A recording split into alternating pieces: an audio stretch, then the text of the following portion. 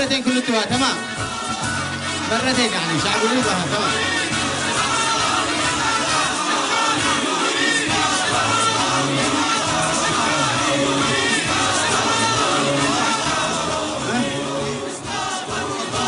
الشعب يريد إسقاط النظام. الشعب يريد إسقاط النظام. يا ذي صبرتي سنة ما عاد يضرش يوم، أرجوش لا تعجلي ولو يزيد الحوم، وإحنا ليش العجل؟ لو تسمحوا يا قوم ايش رأيكم تصبروا ولو 3 يوم؟ الشعب يريد إسقاط النظام. الشعب يريد إسقاط النظام.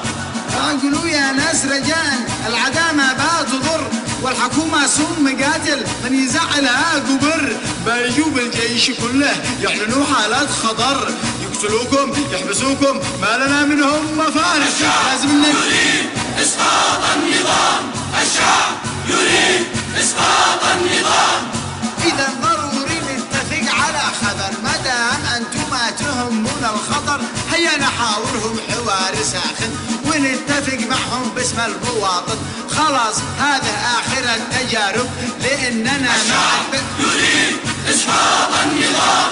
الشعب يريد إسقاط النظام. والشيء حقكم في موضوع ما دام انتم ما رضيتوش هذا، عندي فكرة أحسن من هذا بكثير.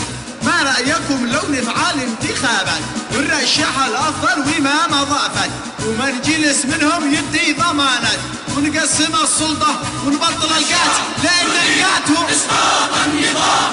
الشعب يريد إسقاط النظام. كيف يفعلكم طيب؟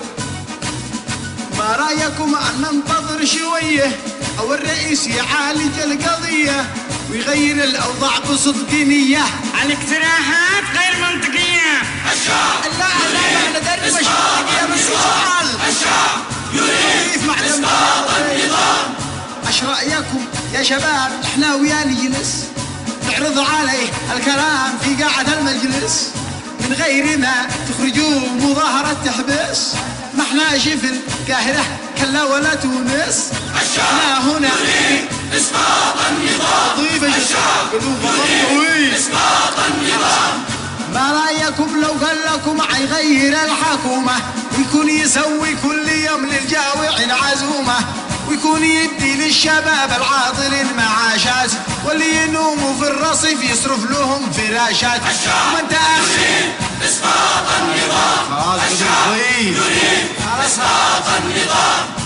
قال لنا حيحاكم الفاسدين ويقطع ايدي السرق والمجرمين حتى ولو قد هم متقاعدين، ويساعد العمال والموظفين ويطعم العمي والمعوقين ايضا ويفتح سجل الناخبين ويصبح كل مواطن من 1100 شخص. الشعب يريد إسقاط النظام.